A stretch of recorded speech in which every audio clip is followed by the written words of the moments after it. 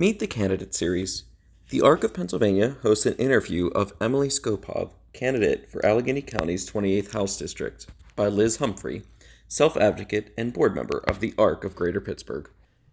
The Meet the Candidates series is an opportunity for individuals with disabilities and their families to hear from candidates on disability issues.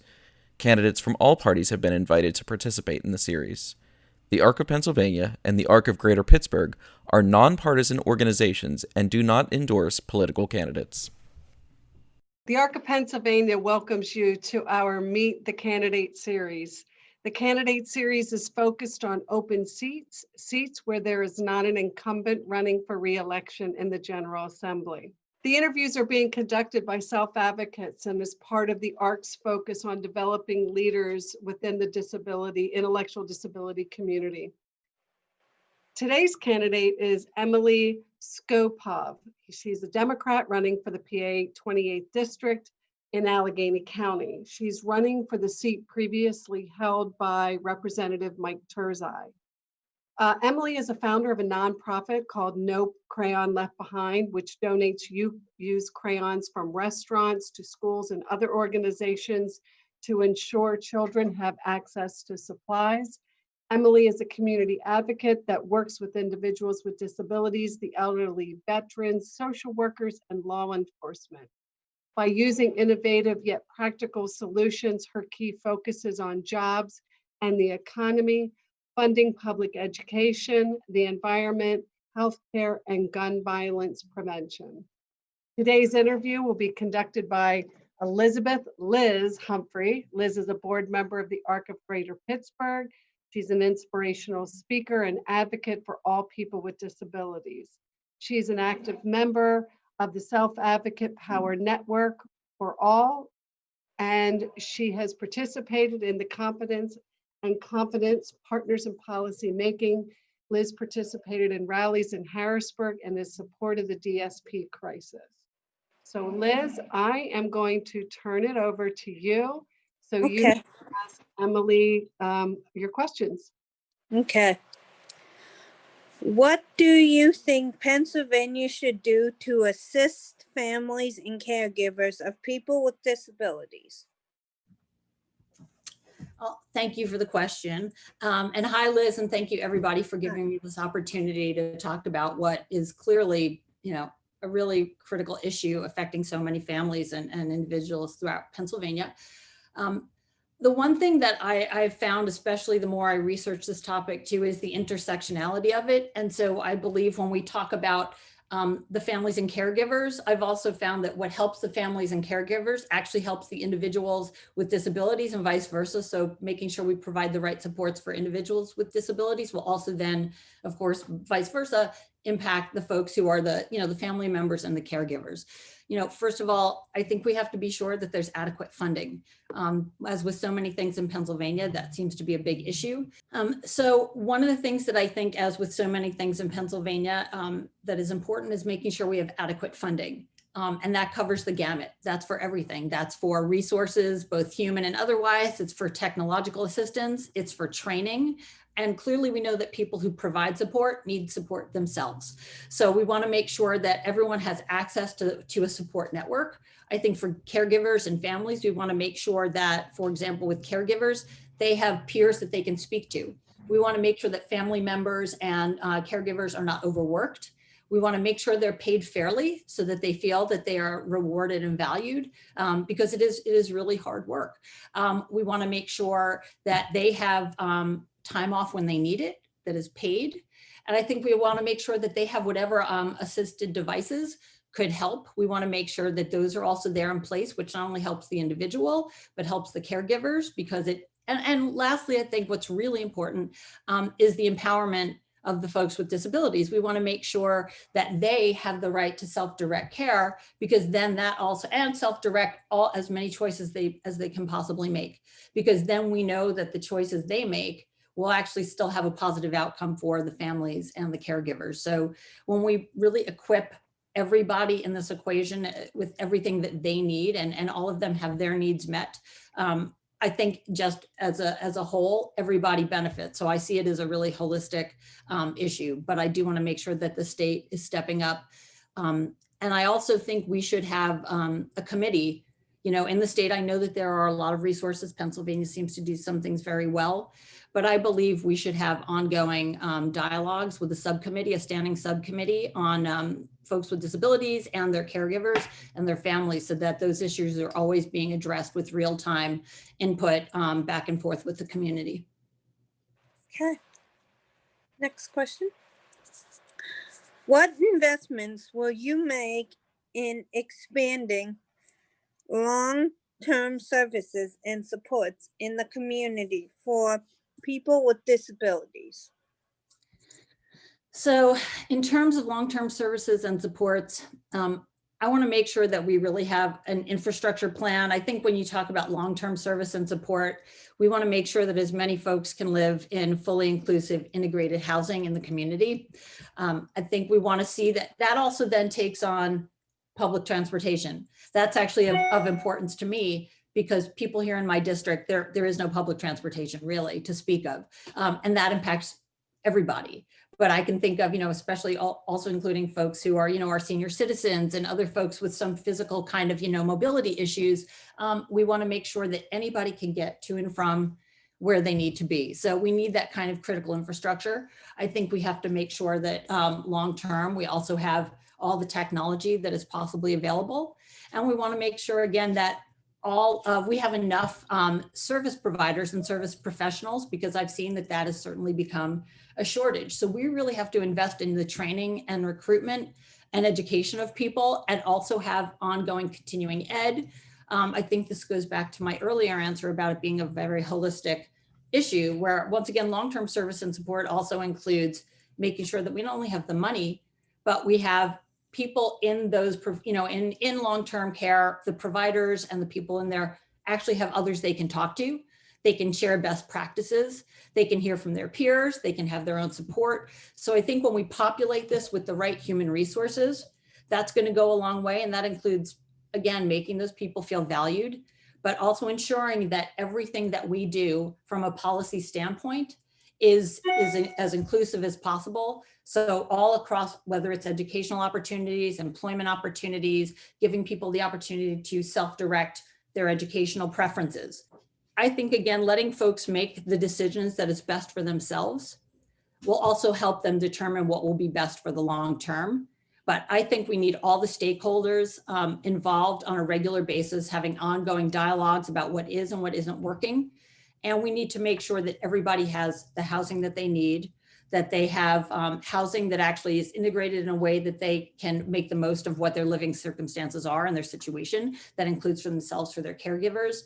And as I said, the tools they need for employment, the tools that they need for education, and making sure that certainly their service providers, again, have to have the resources to do what they need to do, and also be able to learn as more things are made available. We want to make sure those resources and that information is getting to the people who are providing that care. So I see this as, we are clearly not nearly where we need to be. So as we learn and as we improve, we want to make sure we're getting that delivery in a smooth and efficient way to the people on the ground who are implementing it. And I would love to see us do a much better job of recruiting and retaining people who provide long-term care, because we really need quality people so that we can get out of this unfortunate situation where too many of them, there's too much turnover and there's too much propensity for abuse, because we just aren't getting qualified people. And even if we do, they're overtaxed and overstressed. Okay. Next question. How will you work against the needless institutionalization of individuals with intellectual and developmental disabilities? So I'm really glad to see that there's certainly been a movement to get away from that model. And from the things that I've read, it certainly seems like it is more expensive and the outcomes are not good for anybody. So we want to make sure that we need adequate housing. We need money for adequate housing, and we also need money to ensure that houses are modeled in a way that can be best adapted to the folks who have disabilities for whatever that particular person needs help with, or whatever that person's needs are, that we have houses and structures and technology and all the devices and assistance that allow them to live in as functional a way as they possibly can, in the way that they personally prefer. We want to make sure that we get our communities on board with that, so that also it's not just doing the transition out of an institution, but also what else is available in that community, what resources are available. For myself in my district, what I would love to see is forming a regular stakeholder committee. I've done this with other issues as well, where I'm not just hearing things from Harrisburg. I want to hear what's going on in my community, because the needs of my community may be different than another. Like, as I mentioned earlier, we don't have, currently public transportation, whereas others do. So I think I need people, including folks from the disability community, caregivers, all sorts of folks, people like myself, legislators, business owners in this district, who are able to talk in an ongoing way about what needs are not yet being met and what can be done better. So making sure the community itself, not just the housing, is really fully inclusive in a way that really maximizes everybody's ability to exercise their rights as an individual here and to enjoy the same things that everybody else does. I also want to make sure that we have those kinds of employment opportunities, and that we also provide incentives to business owners, to employers, to lenders, so that we can see people with disabilities be able to leave and have a job, open a business, be an entrepreneur, receive their educational needs being met, whether it's remote, whether it's going somewhere. I mean, now who knows what it means in COVID, but we have to make sure that the infrastructure exists so that people can have all their needs met actually outside of an institution. So it's not simply an issue of housing, but I would love to see more integrated housing here, and also provide incentives so that homes, existing homes, can be remodeled if there's going to be a new occupant coming in that is dealing with disabilities. Awesome. What steps will you take to reduce the risk of crimes committed against people with disabilities? That is a really great question, and I'm glad you asked. That was one of those things I was reading about earlier that just, makes me really angry when I think about people preying on the vulnerability of others. And one thing, certainly, I think we have to make sure, one thing I truly was stunned to learn was that this was not, it's not included in hate crimes right now. I don't really understand, unless that has changed. It's my understanding that it's not considered a hate crime in Pennsylvania for folks with disabilities to be victimized. So I absolutely would work to see that changed. I think it's pretty shocking and appalling that that doesn't exist already. I'd like to see all of our systems of justice really inclusive again, so that we make sure that the voices of people with disabilities can be heard, so they can speak in their own defense in whatever way that needs to be for them. We cannot expect everybody to come into a courtroom in the same way. We want them, and I think what's also important is that I've read a lot about education. And so really empowering people, because one of the worst things about being a victim is feeling powerless.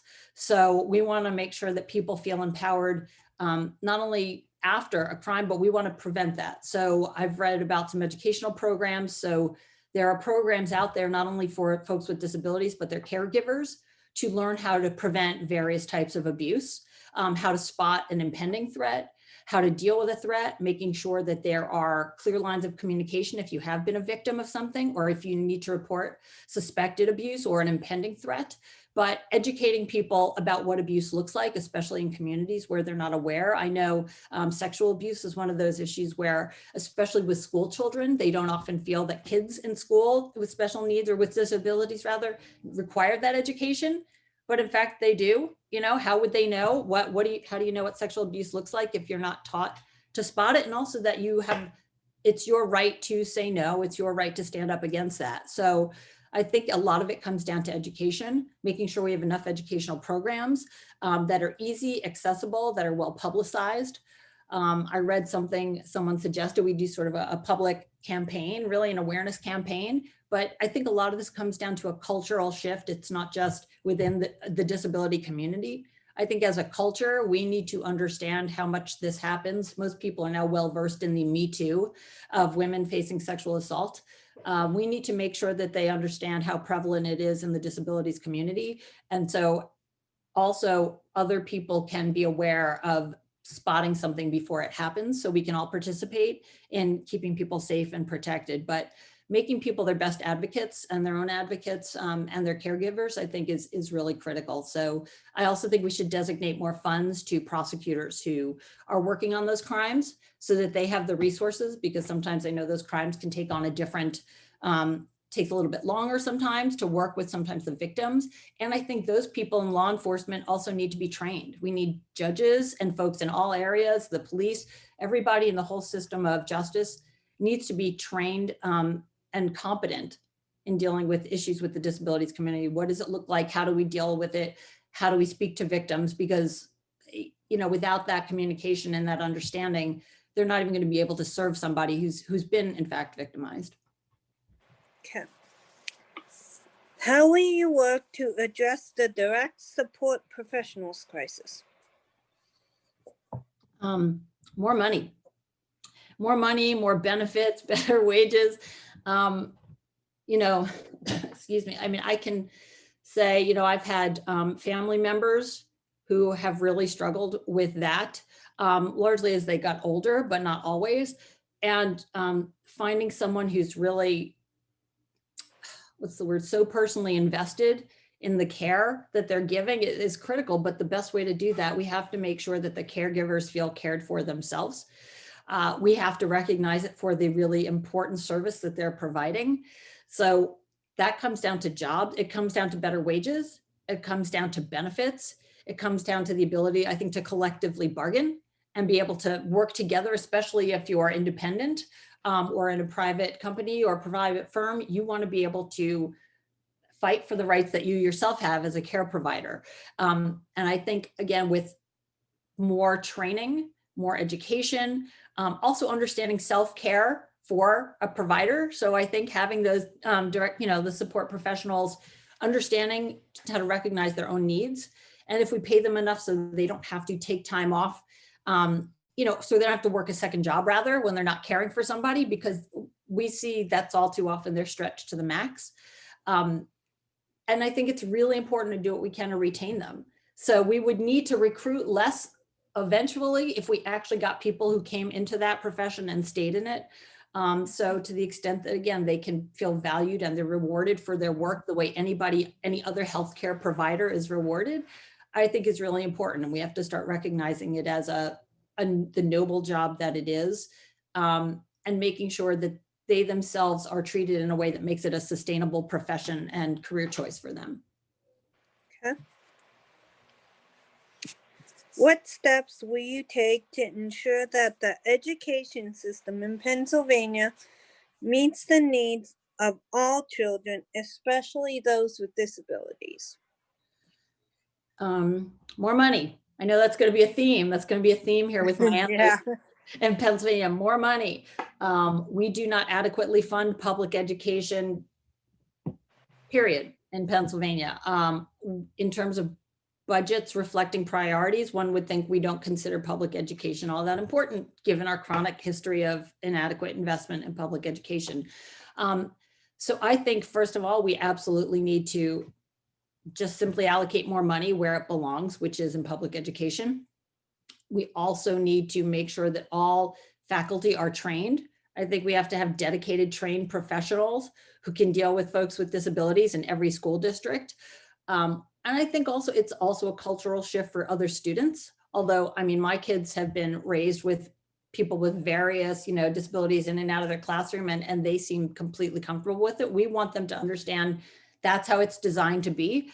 There should be, if it's a public education, there should be no impediment. Everything that any child needs, whatever kind of device that is, whatever kind of assistive technology that is, whether it's through remote, if it's remote, do they need a support person to help them with the education if they're working remotely? What do some of those things look like? I know, for example, with COVID and a lot of people going online, that's been difficult for some folks who have hearing issues if there's no closed captioning, or if they're used to lip reading and there isn't something available. That's just one example. We have to make sure that there's always the technology is there. We have to make sure that the schools themselves are physically built in a way that is inclusive of everybody, regardless of needs. And I think, again, making sure that we have the human resources that are skilled, trained, more than competent to be able to help the, whatever student with disabilities reach their full potential, and also give their families options in terms of what they think works best for them and their student. And that may also change over time. But these needs should be treated no differently than the needs of anybody else. And we understand that they are unique. Each individual has them. And again, they may change. So that's just part of what the deal is. But a lot of that will come down to funding, and making sure that we can give all the school districts the resources, and where they do not feel equipped, we need to help them become more conversant in all the issues they may have to deal with, and provide, trained instruction and ongoing dialogues and communication when there are needs that a district may have, whether it's for physical resources or human resources. Okay.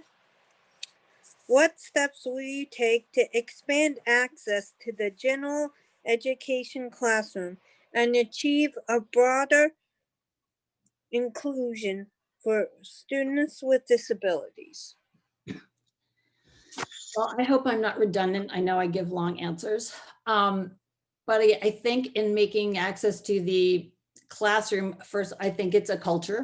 I think it's ensuring that everybody feels welcome. That's regardless. Where differences are celebrated and appreciated, we don't want anybody, regardless of what that makes them feel different, to feel othered. And I think whether it's race, gender, a disability issue, it doesn't matter. So I think that's a tone that has to be set by the school board. I think it's a tone that has to be set by the administration. Just as an example, we go through that here in our district in terms of racial issues. That's one of the issues we're working on here in this district. So, it's everybody across the board. We want to make sure that differences, again, are seen as simply differences and not a lesser or other. The other thing is making sure, again, physical structures have got to be, as really developed, or they need to be remodeled, whatever it takes essentially to revamp or whatever it requires, so that anybody has physical access to the school, and has the physical things that they need there at the school to make sure they can actually participate fully, and get the most out of their education. And if there's technology they require, if there's technology they require, that we make that available. That also includes support personnel. We want to make sure that every student has the support personnel that they need, and that our teachers, our faculty, our support personnel are well-trained, well-paid, and that they themselves, I think, have ongoing dialogues with folks in the community to say, like, what are we doing right? I think it's really critical to always have regular sort of self-evaluations and check-ins about what can be done better. And that may also, I think, include having a committee where we have the voices of the stakeholders, the folks with disabilities and their families, talking about what else can be done and what can be done better. I think there needs to be that ongoing conversation, so that we are really progressing and evolving in a way that our families need. Okay, awesome. Okay, so what ways will you promote meaningful employment opportunities in your district for individuals with disabilities?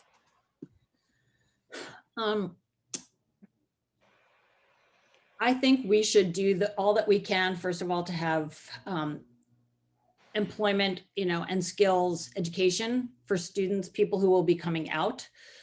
They should have career counselors, I think, dedicated career counselors. I'd love to see a program for some of our small businesses, and especially for small businesses where money is prohibitive sometimes. We want to make sure that the physical structure itself of a business, so that if they have an employee with disabilities, that is not an issue. We want to make sure that businesses are also working to make it as inclusive as possible, not only for employees, but for their clientele and their customers. So to the extent that the government can help with tax incentives and tax breaks and other kinds of rewards for folks to make sure their business is inclusive on both, again, the employee and the customer end. I think that also includes creating a program that will work with employers who would like to participate in more hiring of folks with disabilities. So I'm sure there are a lot of people, even like myself, who may not know what the best thing to do is. And so rather than make them feel ashamed, we say, all right, here, we're going to help you become the kind of employer who really does, reach out to the disabilities community and, hire people like that, train them, get them competent, help them learn how to be that kind of employer, and programs for them. And again, as I said, incentives. And we should have ongoing counselors available also for the employees and help the employees transition into their training at these various jobs. But I think that's something we really should make sure, again, that's something why I'd love to have a committee here in this district, so we can talk about what are the businesses, what are the opportunities, what do bank loans look like for folks with disabilities who want to start a business? What are those programs? Are we promoting entrepreneurship among the disability community? Because if we're not, we should be. These are programs that I'd like to see. I'd like to see that done. I do not know what is offered right now at our schools, for example, or at our vocational high school. I am not sure, but I'd love to know what kind of programs they have, because if they do not have anything that is really centered around folks with disabilities, they should. So I'd love to see, I think it's from an educational component as well, so that we make sure we're preparing people for jobs, whether they're coming right out of school, like a student of high school age or college. And also programs for folks who are, in later stages of education. What does the job world look like to them? What is career counseling like for folks in the disabilities community? And make all those people available. And if that doesn't exist in Harrisburg, I'd also love to see that, which is why I think there needs to be sort of a standing subcommittee on really all of these issues, so that there are really points of contact to help us create really more statewide programs to bring the disability community into the employment world. Okay, thank you. You are welcome. Was that it? Was that the last Yep. question? Yep, that's the last question. Well, thank you. You did great. Oh, Yeah, well, thank you. I really appreciate it. And I am really there's a lot of work to be done. I've learned, that is what I've learned more than anything. There's still a lot of work to be done. So I, as I said, I pledge to do whatever work there is to be done if elected, because this is just another, my dog's snoring now. Just another area in which I know we do okay in some areas, but I think we clearly can do better. And I would like to be a part of that.